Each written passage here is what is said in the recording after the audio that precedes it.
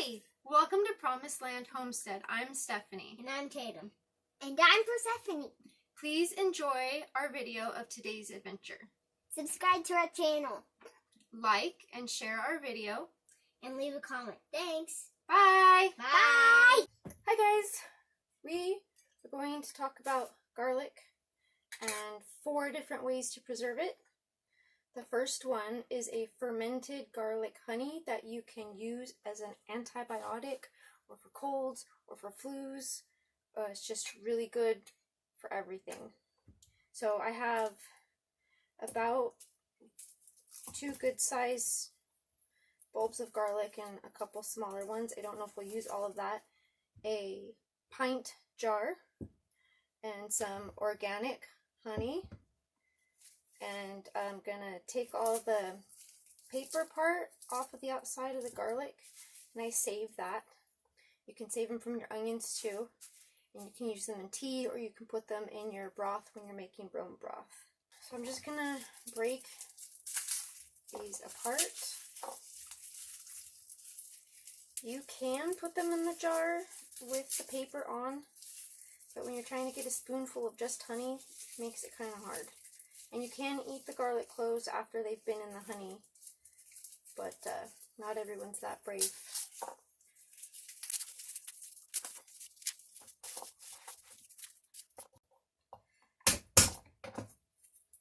I'm just smashing it to make it easier to get the outer part off. And I cut them into about, depending on how big the clove is, like half or quarters, about like that, and they just go into the jar.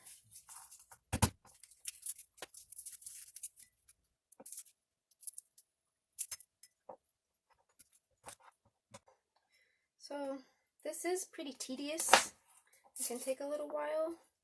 I usually like to have the kids help with this to make it go a little bit faster. And I like to cut them because I think it lets more of the oils out of the cloves, but you don't have to. You can put them in whole, just like this, paper and everything, or you can peel them and put them in whole.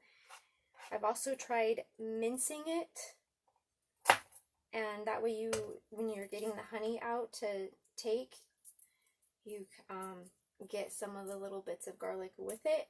However, kids did not like that part, so I'm just going to go back to using my chunks because that works for everybody. Okay, did use all 4 of those medium to small sized bulbs, and I've got, let's say, 3/4 of the jar full, and I'm just going to start pouring in my honey. Here's a jar that I did probably about a month ago, and I don't know if you can see that, but there's bubbles all around the top, and the honey is really liquidy and not slow and gloppy like when you first put it in there. Very liquidy, and that is what you want. After about a week of setting from when you first make it, you can use it the day you make it, but after about a week is when it's the best time to start using it. And I have had kids with ear infections, colds, flus. My husband had acid reflux, chronic acid reflux. I had him taking this 3 or more times a day whenever he needed it for, I want to say, about a month or 2 or so. No more heartburn. And now he just takes it if he needs it, which really isn't very often. Depends on what he was eating. So just gonna fill this up. I'm not gonna sit here and wait for that. And then you just put a regular canning lid on top of your jar. And like I said, you let it sit for about a week or more. I've had them in the pantry for months and had someone get sick and go grab it, and it's great. The garlic will start to float and it will get all liquidy and bubbly, and that's how you know that the fermenting is working. And it's homemade medicine and you're preserving your garlic. What I do when we get down to the garlic and all the honeys out of it, nobody really wants to eat that. I either cook with it, you can give it to your livestock, I mean not the whole jar at once, or compost it. It's not going to hurt anything or anyone. It's just garlic and honey. I'm Stephanie. This is Promised Land Homestead, and I have 3 more ways to show you what you can do with your garlic to preserve it. So we'll be back in a second. Okay, we're back. Second way you can preserve or use up garlic, like before it goes bad. I've already done the extremely tedious part of peeling all of this. We're going to roast the garlic. So in one, I'm going to do just plain garlic. And then in this one, I'm going to add some dried thyme from the garden. I'm just going to stick that in there. You could do rosemary, oregano, basil, whatever you like. Definitely want everything submerged in the oil, so I'm going to push it down in there. And then you can use any oil, but I think olive oil works the best when you're doing this.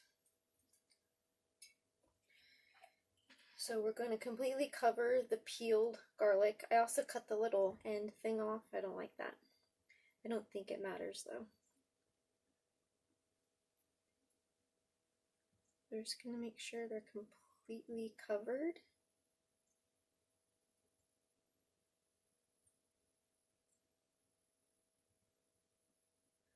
Now I know you can roast like whole garlic bulbs.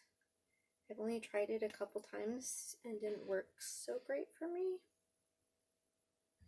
So this way works really well.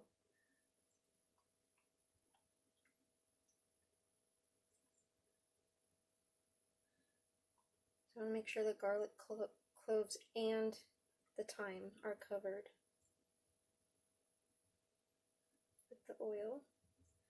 So uses a good amount of oil. So depending on the pan, we're not really measuring anything here, just whatever garlic you've had, you just want to make sure that they're covered by the oil before you put them in the oven.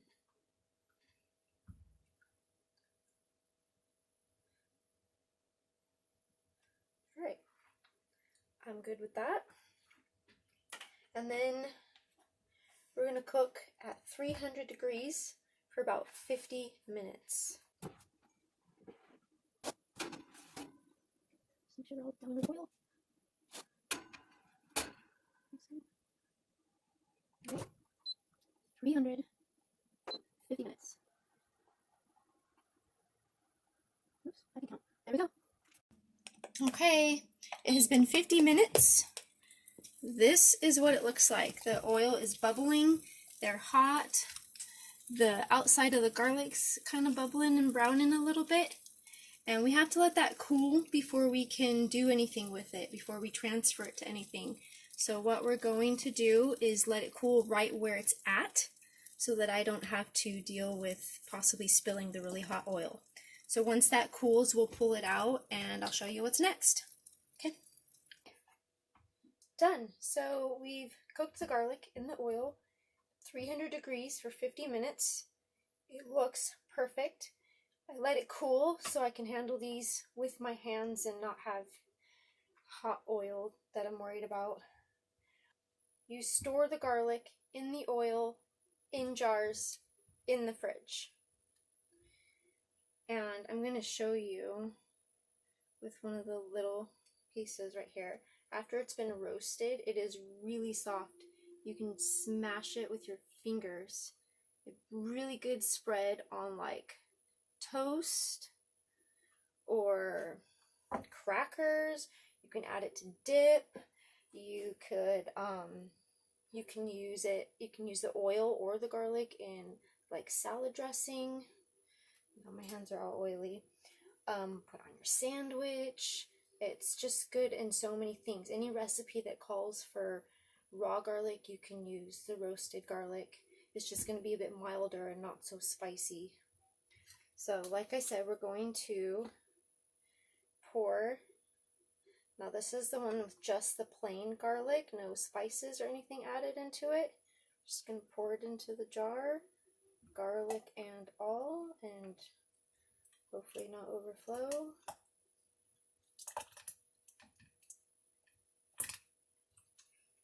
Get all that garlicky goodness out of it.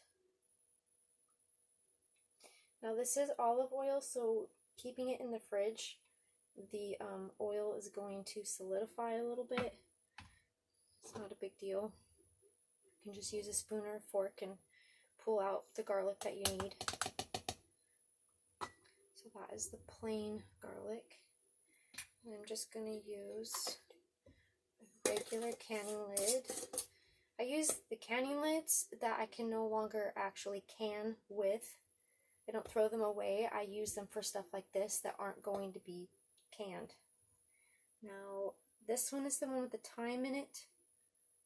I guess you could take the thyme out if you want, or leave it in to keep infusing in the oil. But I think since the olive oil is going to get a little bit, you know, gooey and more solid in the fridge, that I don't want to try and dig these out. So I'll take those out now.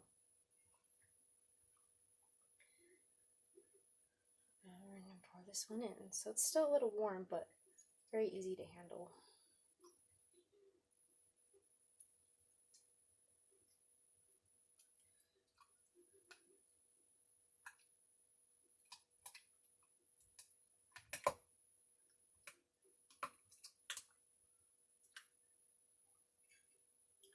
Looks like there's a little bits and pieces of thyme in there, but that's okay.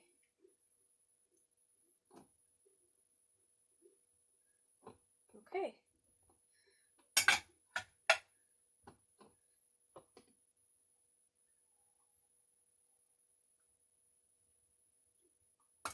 Great, now we've got those. Now what happens when you've used up all the garlic that you've roasted and you've got these oils, these infused oils left? What you can do is pour the oil into a bottle. I save these whenever we get something at the store, like my husband likes to buy kombucha or something like that. I save the bottles because you want a dark bottle for oils, and then you can just label it. Like I use a paint pen, like we've been writing on our pumpkin, and just label it, what it is, what it was infused with. Same thing on your jars, you want to label those, because like this one has thyme and this one doesn't. And so when you're roasting the garlic this way, you end up with two products. You end up with the roasted garlic and the infused oil, which is good. And salad dressings, or cooking with, or anything you would use regular oil for, that you might be adding garlic to the dish too. So, and like I said, the garlic's going to be mild now and not spicy, and just have a really yummy roasted flavor. Okay, next we are going to have two more ways that you can preserve your garlic harvest, and or use up garlic that's about to go bad that you don't want to waste. Okay, now we're going to make garlic powder. I'm going to start with fresh garlic. I'm going to mince, or whatever this thing does. I'm going to put it in here instead of chopping it by hand, just because it's easier. And have you seen anything like this? This is elephant garlic. This is one clove off of a bulb. I did not grow this one, I bought this. And I'm going to use it right now to make the garlic powder, to dehydrate it. I just thought it was really cool looking. I did plant some in the fall, so I'm hoping, just like cutting an apple, I'm hoping that I will have some more of this, because this is awesome. It's so much less work to peel the giant clove and then chop it into whatever size you want. It's very cool. It really is just like cutting up an apple. And take that off.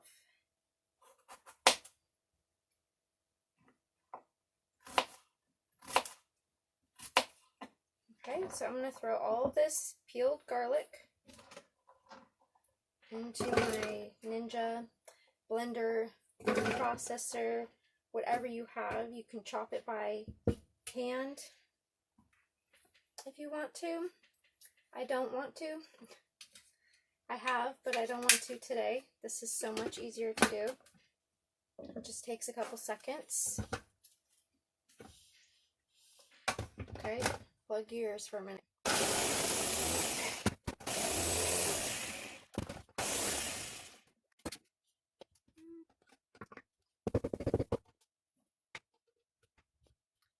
One more bit.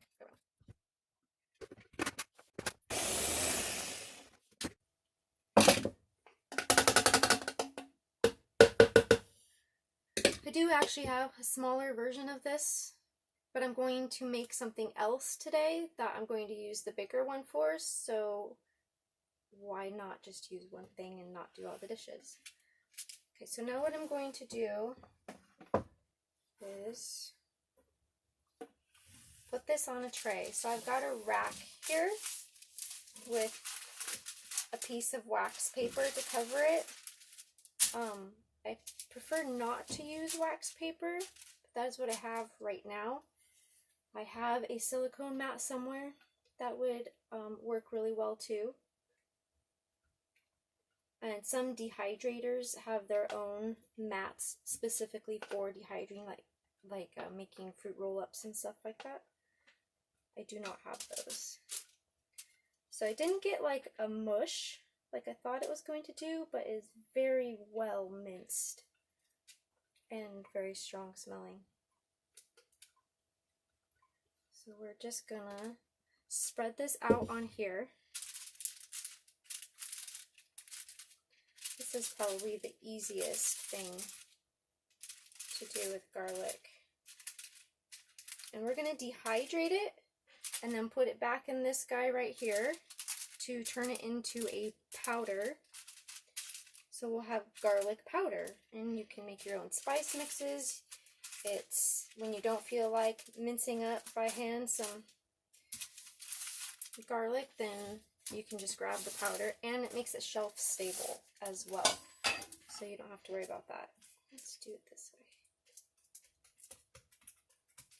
So it is pretty moist. It's going to take probably anywhere from 10 to 12 hours, depending on your dehydrator and whether you're using an oven or dehydrator or air, just in the air, which I think would take a really long time.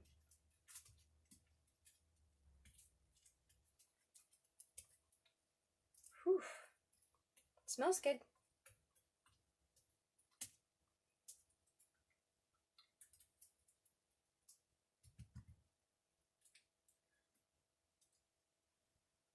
Okay, so I'm going to put this in the dehydrator. The one I'm using, the lowest setting it goes to is 100, so that's what I'm going to put it on. I'm sure there's a correct temperature for dehydrating garlic, but I think it varies from machine to machine and method to method. So I'm going to put mine at 100 because I know that that works. And once this is all dehydrated, I'll get back with you. Okay, I have dehydrated the garlic. I did it overnight. It took about 12 hours. The whole house, and yes, we live in a very small house, smelled like garlic all night long. So if you are able to set your dehydrator up outside or in the garage, I would do that. I'm going to do that next time.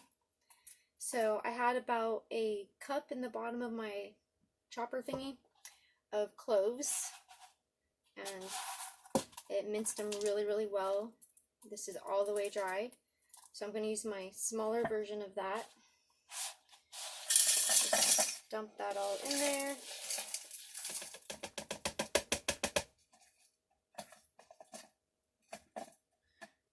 You could probably keep it like this if you wanted a minced version of it, but but I'm going to go ahead and make powder out of it.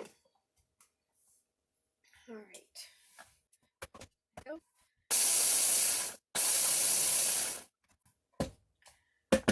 I suppose if you had a coffee grinder, or a mill, I use a coffee grinder for my spices when I want them to all be the same consistent texture. So this isn't exactly powdery. Let's see if I can get it a little bit smaller.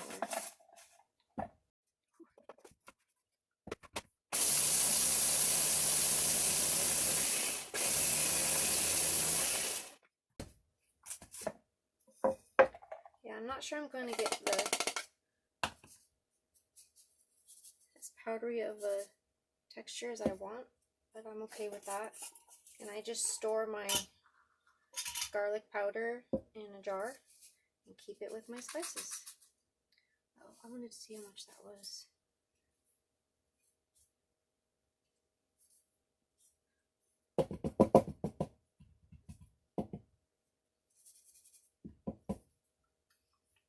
It looks like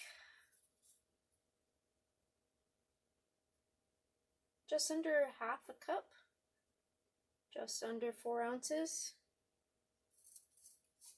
out of a cup of cloves. It's pretty good.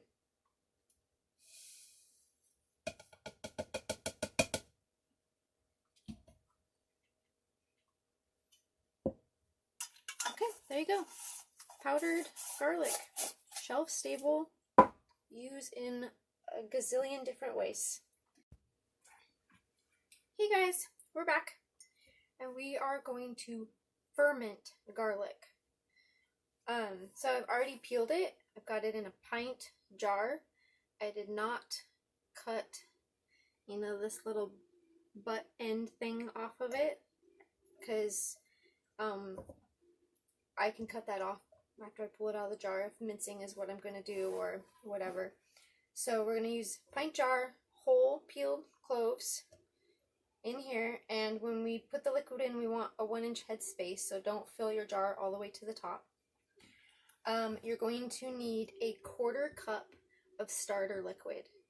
That is whey from your yogurt, or I've even used whey from sour cream, or kombucha can be a starter, or what else can you use? Like if you already have something fermenting, kefir, I believe you can use.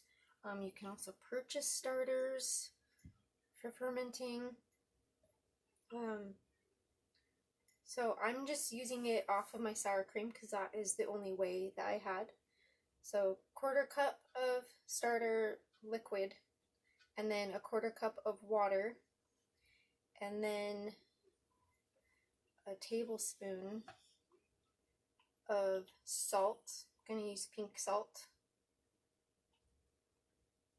Don't use table salt that's got like iodine and stuff in it like that. Don't use that. Use real salt with all the minerals and goodies in it. Going to dissolve the salt in the liquid.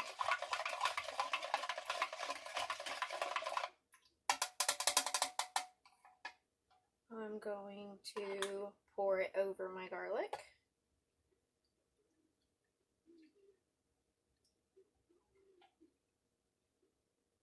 And if you do not have enough, oh, my salt did not dissolve all the way. If you do not have enough liquid, you can just add more water. It really depends on the size of your cloves and how much airspace is in there.